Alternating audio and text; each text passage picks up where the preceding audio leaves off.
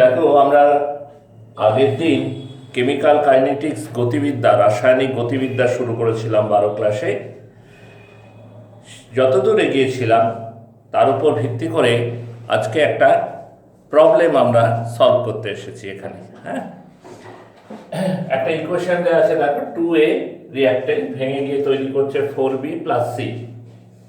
দিয়ে কি বলে দিয়েছে, 10 সেকেন্ড পরে বি এর গাঢ়ত্ব এত মোল পার লিটার ইনক্রিজ করছে। After 10 second the concentration of B is increased by 5 into 10 to the power minus 3 mole per litre.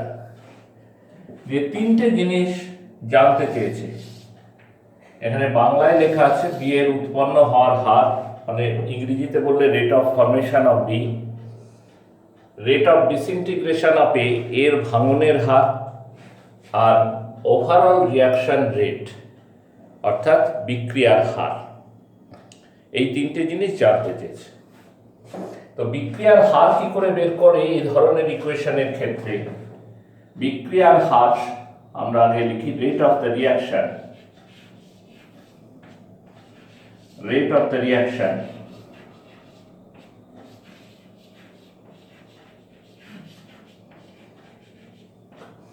বিক্রিয়ার হার অনেক সময় ডিএক্স ডিটি বলে লেখা হয়, বুঝেছো? ডিটি সময়ে ডিএক্স মোল এই বিক্রিয়া করে গেল, ডিএক্স ডিটি সেটা কি? 1/2 ডিএ ডিটি মাইনাস দিলাম কারণ এটা কমই রিঅ্যাক্টেন্ট, সমান 1/4 ডিবিডিটি বা ডিসিডিটি। এই প্রত্যেকটাই রিয়াকশন রেট। হ্যাঁ, এটা সমান দিয়ে লিখছি, আমি এখানে অর দিয়েও লিখতে পারতে, বলতে পারতে। কেন সেটা আমরা আগের ক্লাসে ডিসকাস করেছি, কিন্তু আলোচনা করেছি। ঠিক আছে, তো এইটা আমাকে এই ভ্যালু বসিয়ে আমাকে থার্ড প্রবলেমটা সলভ করতে হবে। তবে একটা একটা করে করে আসি। দেখো, rate of formation of B অর্থাৎ প্রতি একক সময়ে কতটা বি তৈরি হচ্ছে, এটা বের করা প্রথম কাজ। একক সময় মানে 1 সেকেন্ড বা 1 মিনিটের হিসাবে করতে পারো। এখানে সেকেন্ডের ভ্যালুগুলো দেওয়া আছে, তাই সেকেন্ডের হিসাবে করব আমরা। 10 সেকেন্ডে কতটা বি তৈরি হয়? 10 সেকেন্ড সময় বি তৈরি হচ্ছে 5 into 10 to the power minus 3। তাহলে 1 সেকেন্ড সময়ে কতটা বি তৈরি হচ্ছে? 5 into 10 to the power minus 3 by 10 সমান 5 into 10 to the power minus 4 এত মোল পার লিটার। তো আবার যদি কেউ বলে 1 সেকেন্ডে কতটা বি তৈরি হচ্ছে, না 5 into 10 to the power minus 4 mole per litre. এটাই হচ্ছে rate of formation of B, B এর উৎপন্ন হওয়ার হার হচ্ছে এইটাই। সেকেন্ড অঙ্কে চলে এসো, rate of disintegration of A এর ভাঙনের হার। এখন দেখো, বিক্রিয়ার হার তো আমরা এখানে লিখেছি, তো এই ফর্মুলা থেকে আমরা কি লিখতে পারি, যে হাফ ডিএ ডিটি মানেও যা 1/4 ডিবিডিটি মানেও তাই, আর ডিএডিটি যেটা আমাকে বের করতে দিয়েছে সমান 2/4 ডিবিডিটি। 2/4 ভাগ করে দিলে হাফ ডিবিডিটি। এখন ডিবিডিটি কত আমরা পেয়ে গেছি, ডিবিডিটি মানে rate of formation of B, D B D T মানে হচ্ছে 5 into 10 to the power minus 4। তাহলে half into 5 into 10 to the power minus 4। ঠিক আছে, তো এটা 2.5 into 10 to the power minus 4 এত মোল পার লিটার। এইটা হচ্ছে এর ভাঙনের হার, এর ভাঙনের হার, রেট অফ ডিসইন্টিগ্রেশন অফ এ। এটা কত? এত মোল পার লিটার। আর একটা বের করতে দিয়েছে overall rate of the reaction. তো overall rate of the reaction তো আমরা জানি হাফ ডিএ ডিটি করলেই হবে। তাহলে rate of the reaction rate of the reaction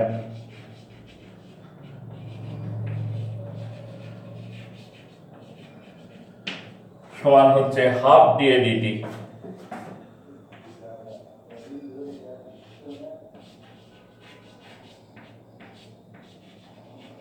ঠিক আছে, হাফ dA dt মানে হচ্ছে dA dt ভ্যালু তো তুমি পেয়ে গেছো, dA dt সমান এইটা, সমান হচ্ছে হাফ ইন্টু 2.5 ইন্টু 10⁻⁻⁴।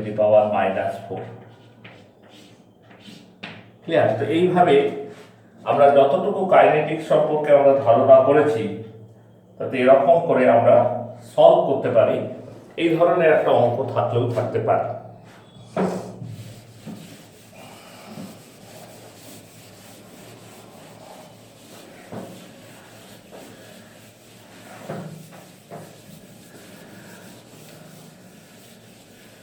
এবার বিক্রিয়ার হার কি কি বিষয়ের উপর নির্ভর করে? Factors on which rate of reaction depends. Factors on which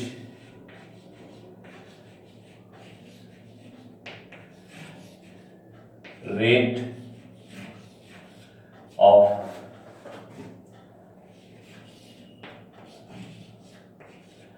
reaction depends. কোন কোন বিষয়ের উপর বিক্রিয়ার হার নির্ভরশীল?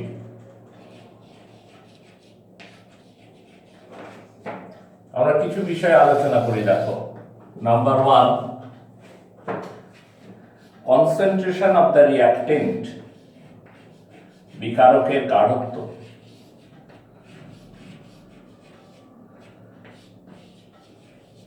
কনসেন্ট্রেশন অফ দ্য রিঅ্যাক্টেন্ট অর্থাৎ বিকারকের গাঢ়ত্ব। বিকারকের গাঢ়ত্ব যত বাড়বে যেন বিক্রিয়ার হারও কিন্তু তত বৃদ্ধি পাবে। যত বিকারকের গাঢ়ত্ব বৃদ্ধি পাবে তত বিক্রিয়ার হার কিন্তু বাড়বে। এটা তোমরা ল অফ মাস অ্যাকশনে পড়েছ। At a particular temperature at any instant the rate of a chemical reaction is directly proportional to the active mass of the reactant present in the reaction medium. Now what is active mass? Active mass মানে হচ্ছে molar concentration, active mass মানে হচ্ছে তোমার partial pressure গ্যাসীয় পদার্থের ক্ষেত্রে। তাহলে molar কনসেন্ট্রেশনের উপর রিয়াকশন রেট ডিপেন্ড করে। বিকারকের গাঢ়ত্ব যত বৃদ্ধি পাবে তত রেট অফ দ্য রিয়াকশন বৃদ্ধি পাবে। 2, টেম্পারেচার।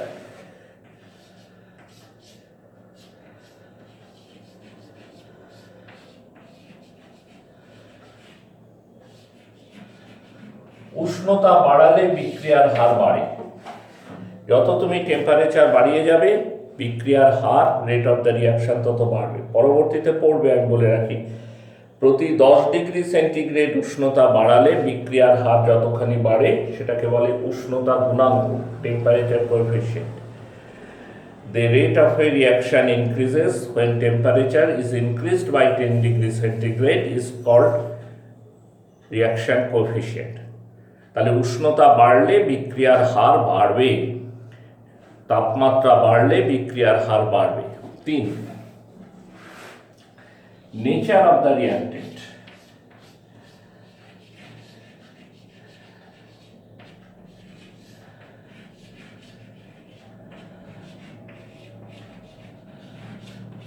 বিকারকের প্রকৃতি,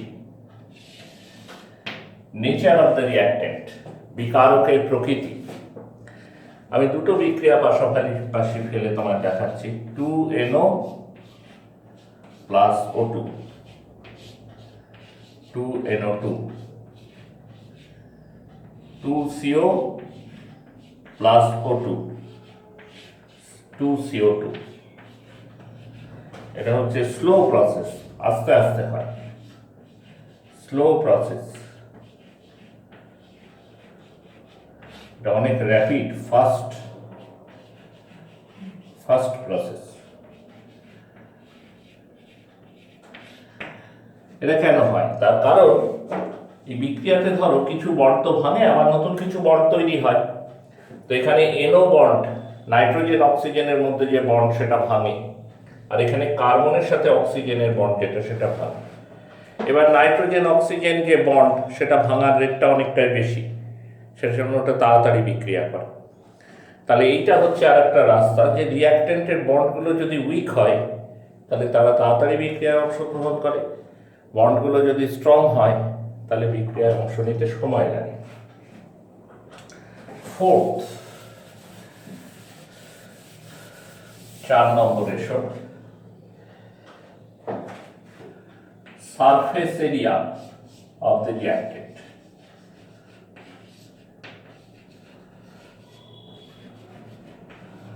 Surface area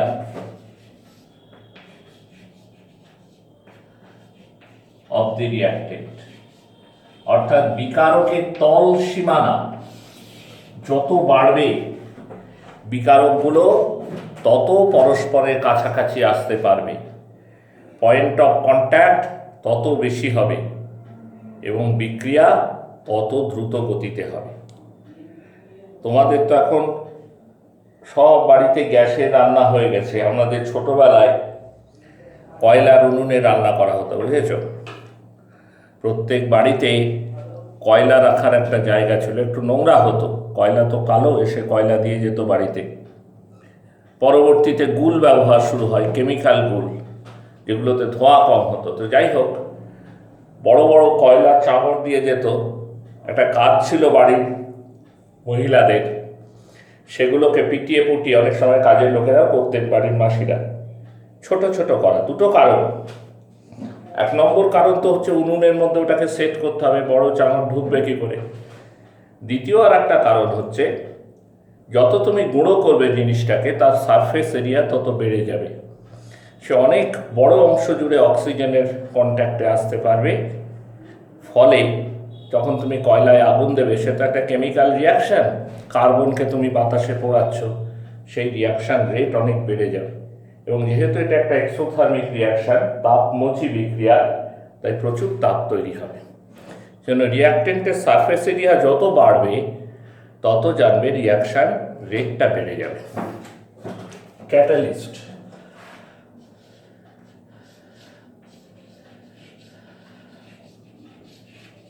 অনুঘটক। অনুঘটক সবসময় ব্যবহার করা হয় বিক্রিয়ার রেটকে বাড়িয়ে দেওয়ার জন্য। হ্যাঁ, ক্যাটালিস্ট একটা ভিন্ন পথে রিয়াকশনকে নিয়ে যায়। ক্যাটালিস্ট না থাকলে যেভাবে হয়, ক্যাটালিস্ট থাকলে একটু অন্যভাবে হয়, এবং সেটা তুলনায় তাড়াতাড়ি বিক্রিয়া ঘটে। এফেক্ট অফ রেডিয়েশন বা effect of light. Effect of light,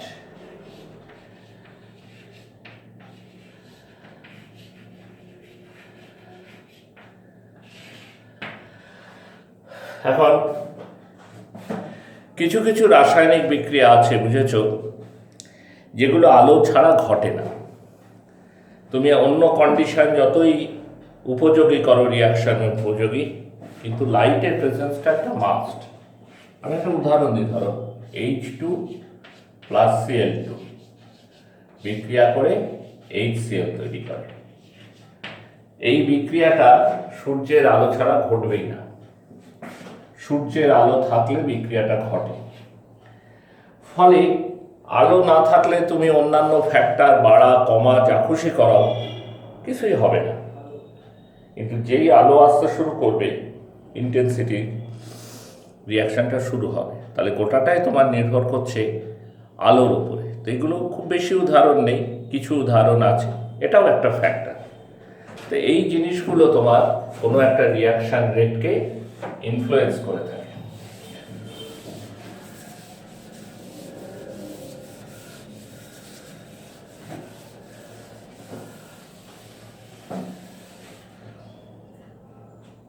ঠিক আছে, আমি একবার আবার ল অফ মাস অ্যাকশন, ভরক্রিয়া সূত্র, এটাকে স্মরণ করতে বলবো। এটা আমরা ক্লাস 11-এ পড়েছি। এটা কিন্তু সর্বাংশে আমরা যেভাবে 11-এ ব্যবহার করেছি, সর্বাংশে ঠিক ছিল না। না থাকার জায়গাটা আমি তোমাদের একটু দেখাই, একটু বলে নিই। কোনো একটি নির্দিষ্ট উষ্ণতায় কোনো নির্দিষ্ট মুহূর্তে রাসায়নিক বিক্রিয়ার হার ওই মুহূর্তে বিক্রিয়াস্থলে উপস্থিত প্রত্যেকটি বিকারক পদার্থের সক্রিয় ভরের সমানুপাতি হয়। at a particular temperature, at a particular instant, at any instant, the rate of a chemical reaction is directly proportional to the active mass of each of the reactant present in the reaction medium. এখন এই active mass বা সক্রিয় ভরটা কি ছিল না, তরলের ক্ষেত্রে সেটা ছিল মোলার কনসেন্ট্রেশন, গ্যাসের ক্ষেত্রে পার্শিয়াল প্রেশার এবং কঠিনের ক্ষেত্রে সেটা ছিল আমরা ইউনিটি ধরে নিতাম, মানে ধ্রুবক। এখন কোনো একটা রিয়াকশান তার যে রেট, একটা পার্টিকুলার টেম্পারেচার, একটা পার্টিকুলার ইনস্ট্যান্টে তার যে রিয়াকশান রেট, সেটা কিসের ওপর নির্ভর করে? রিয়াক্টেন্টের অ্যাক্টিভ মাসের ওপর। কিভাবে নির্ভর করে? আমরা যেভাবে ল অফ মাস অ্যাকশন শিখেছি, দেখো আমি একটা ইকুয়েশন দিচ্ছি, 2N2O5 ভেঙে হয় 4NO2 + O2।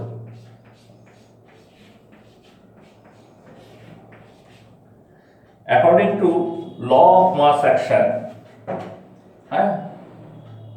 according to law of mass action, according to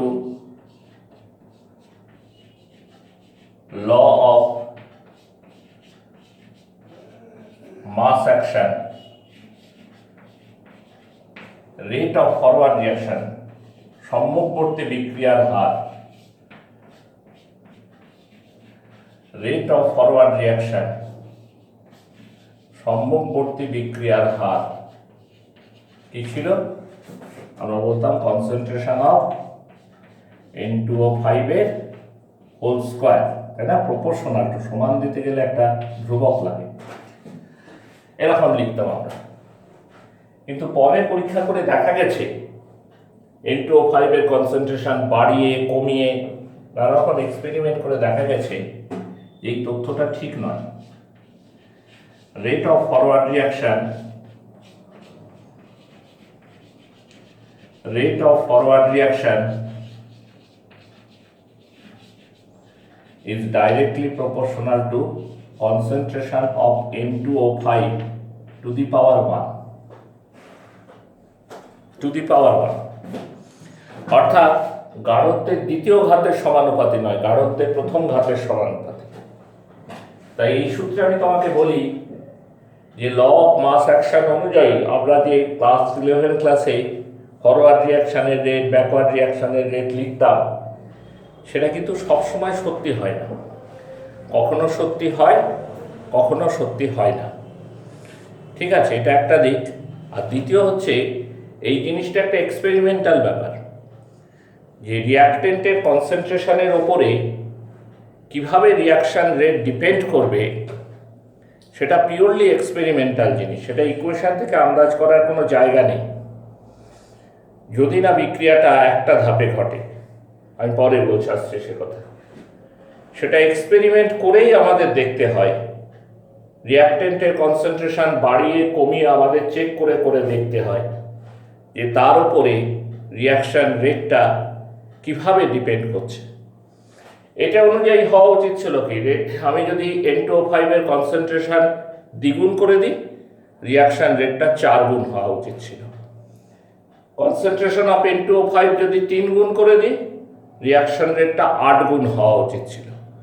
কিন্তু বাস্তবে পরীক্ষা করে দেখা গেছে এটা যদি দ্বিগুণ করা যায়, রিয়াকশন রেটটা দ্বিগুণই হয়। কনসেন্ট্রেশন অফ N2O5 যদি 3 গুণ করা যায়, রিয়াকশন রেটটা 3 গুণই হয়। তখন বোঝা গেছে যে এই ধরে নেওয়াটা ঠিক নয়, বরং এটা অনেক ঠিক যে N2O5 এর কনসেন্ট্রেশনের ফার্স্ট পাওয়ারের সঙ্গেই এটা সমানুপাতিক। ঠিক আছে, সেজন্য ল অফ মাস অ্যাকশন আমরা এই ক্ষেত্রে চোখ বুঝে প্রয়োগ করব।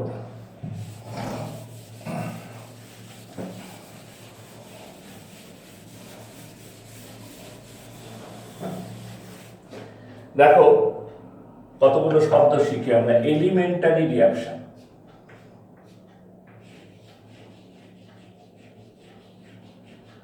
এলিমেন্টারি রিয়াকশন,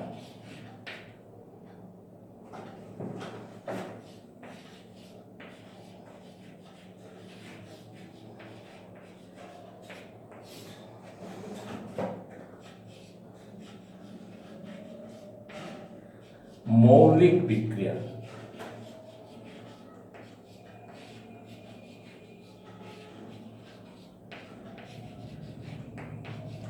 কাকে বলবো? যে সমস্ত বিক্রিয়া একটি মাত্র ধাপে সম্পন্ন হয় তারাই হচ্ছে elementary reaction. Reaction occur in a single step is called elementary reaction.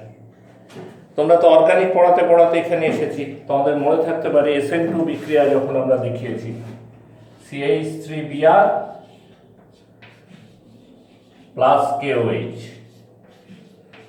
Alcohol মিডিয়ামে জলে ধরো সাবস্টিটিউশন ঘটাবো, তৈরি হয়েছে CH3OH। এটাকে আমরা কি বলেছি? SN2 reaction. এখানে OH মাইনাস সে অ্যাটাক করছে CH3Br কে ব্যাক সাইড থেকে, এবং ও যত অ্যাটাক করছে ব্রোমিন বেরিয়ে যাচ্ছে। একটা ধাপেই কিন্তু রিয়াকশনটা ঘটছে। This is an example of elementary reaction. Elementary reaction যেহেতু একটা ধাপে ঘটে, তাই সেই ধাপটা যে রেটে ঘটে সেটাই ওভারঅল রিয়াকশন রেট বলে ধরা হয়। আর এক ধরনের বিক্রিয়া আছে যেটাকে আমরা বলি কমপ্লেক্স রিয়াকশন, জটিল বিক্রিয়া। কমপ্লেক্স রিয়াকশন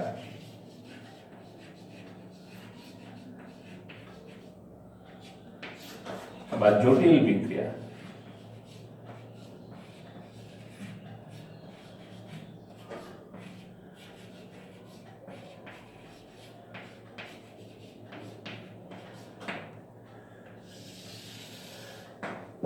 কমপ্লেক্স রিয়াকশন মানে রিয়াকশনটা একাধিক ধাপে হবে, একের বেশি ধাপে, 2, 3, 4 ধাপে হবে।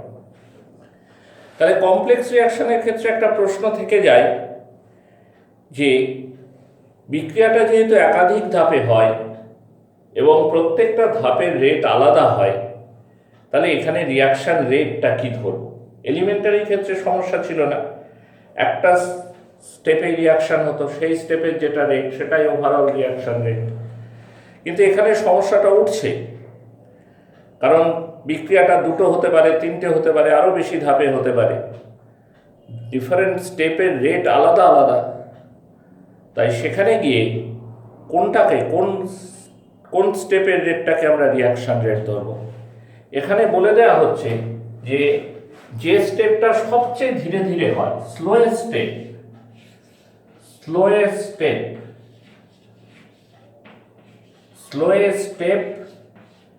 is the rate determining step. Slowest step is the rate determining step. Slowest step is the rate determining step.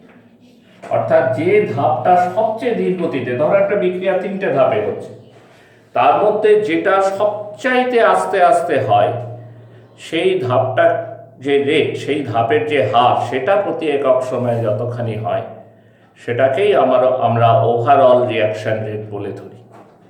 RDS বলা হয়, এরকম R full stop D full stop S, rate determining step. ঠিক আছে, slowest step is the rate determining step. আমি একটা উদাহরণ দিই complex রিয়াকশনে। SN2 বিক্রিয়ার কথা বলছিলাম, তোমরা একটু SN1 রিয়াকশনের কথা বলো।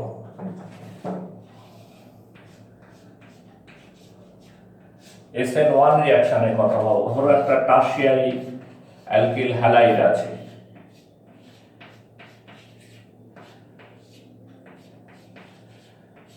তাকে তুমি KOH দিয়ে হিট করছো ইন অ্যাকুয়াস মিডিয়াম, জলের উপস্থিতিতে। এটা একটা কমপ্লেক্স রিয়াকশন। হ্যাঁ, মাথাটা এলিমেন্টারি লেখা আছে, ভুল ভাবনা যেতে পারে। এটা একটা কমপ্লেক্স রিয়াকশন, 2 ধাপে হয়। স্টেপ 1টা কি হয়?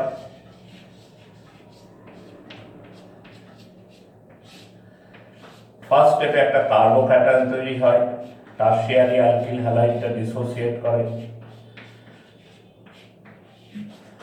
করে একটা কার্বোক্যাটায়ন দেয়।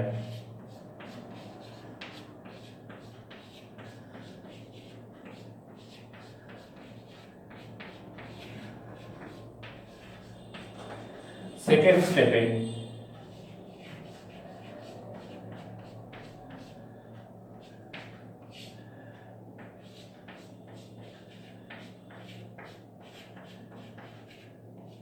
এই কার্বোক্যাটায়নটা নিউক্লিওফাইলের সাথে মিশে ডিজায়ার্ড প্রোডাক্ট দেয়। So it's a complex reaction, জটিল বিক্রিয়া। এই দুটো স্টেপের মধ্যে যেটা ফার্স্ট স্টেপ, প্রথম ধাপ যেটা, হ্যাঁ কোনটা প্রথম ধাপ? এইটা ফার্স্ট স্টেপ, এটা হচ্ছে স্লো স্টেপ। স্লো স্টেপ বলেই এটা হচ্ছে রেট ডিটারমাইনিং স্টেপ, এটা হচ্ছে রেট ডিটারমাইনিং স্টেপ। এবং খেয়াল করে দেখো এই স্টেপে কিন্তু KOH পার্টিসিপেটই করেনি, সে এসছে পরের ধাপে। ঠিক আছে, তাহলে স্লো স্টেপ যেটা সেটাই তো রেট ডিটারমাইনিং স্টেপ। তাহলে এই স্টেপের যেটা রেট হবে সেইটাই ওভারঅল রিয়াকশন রেট ধরতে হবে। এবং এই স্টেপে KOH পার্টিসিপেট করেনি, কে পার্টিসিপেট করেছে? অনলি টারশিয়ারি অ্যালকিল হ্যালাইডটা পার্টিসিপেট করেছে। তাহলে ওই যে কথাটা ল অফ মাস অ্যাকশনে ছিল যে বিক্রিয়ার হার কার উপর নির্ভর করবে? বিকারক পদার্থের সক্রিয় ভরের উপর। It depends upon the active mass of the reactant, তার উপর ডিপেন্ড করবে। তো এখানে বিকারক হচ্ছে টারশিয়ারি অ্যালকিল হ্যালাইড অনলি, যদিও ওভারঅল রিয়াকশনে দুটো রিয়েজেন্ট আছে, কিন্তু এক্ষেত্রে কেবল স্লো স্টেপে টারশিয়ারি অ্যালকিল হ্যালাইড আছে, KOH নেই। তাই KOH এর অ্যাক্টিভ মাস বাড়ুক কমুক যা খুশি হোক তার উপর রিয়াকশন রেট ডিপেন্ড করবে না। ইট only depends upon alkyl halide, tertiary alkyl halide. এইবার কিভাবে নির্ভর করবে? Rate of the reaction, rate of the reaction, it directly proportional to the active mass. Active mass মানে হচ্ছে কনসেন্ট্রেশন। কনসেন্ট্রেশন কার কনসেন্ট্রেশন? টারশিয়ারি অ্যালকিল হ্যালাইডের কনসেন্ট্রেশনের উপর নির্ভর করবে, অন্য রিয়েজেন্টটার উপর ডিপেন্ড করবে না। কিভাবে নির্ভর করবে সেইটা কিন্তু এই ইকুয়েশন থেকে তুমি বলতে পারবে না, এটা এক্সপেরিমেন্ট করে দেখতে হবে। অ্যালকিল হ্যালাইডের কনসেন্ট্রেশন বাড়িয়ে কমিয়ে তোমাকে দেখতে হবে যে তার উপর রিয়াকশন রেটটা বাড়ছে না কমছে না কি হচ্ছে, সেটা দেখতে হবে। এখানে দেখা গেছে অ্যালকিল হ্যালাইডের যে কনসেন্ট্রেশন তাকে যদি আমি দ্বিগুণ করি তাহলে রিয়াকশন রেট দ্বিগুণ হয়। এটা যদি 3 টাইমস করি কনসেন্ট্রেশনটা, রিয়াকশন রেট 3 গুণ হয়। এটাকে যদি হাফ করে নিই কনসেন্ট্রেশনটা তাহলে রিয়াকশন রেট অর্ধেক হয়। তার থেকে এটা দেখা গেছে, এটা বলে দেওয়া হচ্ছে, তুমি কিন্তু অঙ্ক কষে বা ইকুয়েশন থেকে আন্দাজ করতে পারছো না। তার থেকে আমরা ধরে নিয়েছি যে রেট অফ দ্য রিয়াকশন এটা হচ্ছে টারশিয়ারি অ্যালকিল হ্যালাইডের ফার্স্ট পাওয়ারের সাথে ডাইরেক্টলি প্রপোর্শনাল। ঠিক আছে কিনা? তো এরকম করে আমরা ডিফারেন্ট টাইপে। আর যদি বলে যে KOH এর সাথে কিভাবে নির্ভর করে, আমরা বলবো KOH এর সাপেক্ষে রিয়াকশন রেট হচ্ছে 0। KOH এর কনসেন্ট্রেশনের সাপেক্ষে রিয়াকশন রেট হচ্ছে গিয়ে 0। বুঝতে পারলে তো? কারণ সেটা রেট ডিটারমাইনিং স্টেপে পার্টিসিপেট করেনি, সেটা বাড়ায় কমায় যা হয় ও রেটকে কোনোভাবে ইনফ্লুয়েন্স করবে না। তাহলে ওভারঅল রেট ইকুয়েশন যদি আমরা লিখি, রেট ইকুয়েশন এই বিক্রিয়ার ক্ষেত্রে overall rate equation is proportional to concentration of tertiary alkyl halide to the power 1 into concentration of KOH to the power 0। ঠিক আছে, তো এই পর্যন্ত আমরা আমাদের আজকের আলোচনা সীমাবদ্ধ রাখলাম। পরবর্তী ক্লাসে আমরা এখান থেকে বিক্রিয়ার ক্রম, আণবিকতা এই জিনিসগুলো নিয়ে আলোচনায় ঢুকব।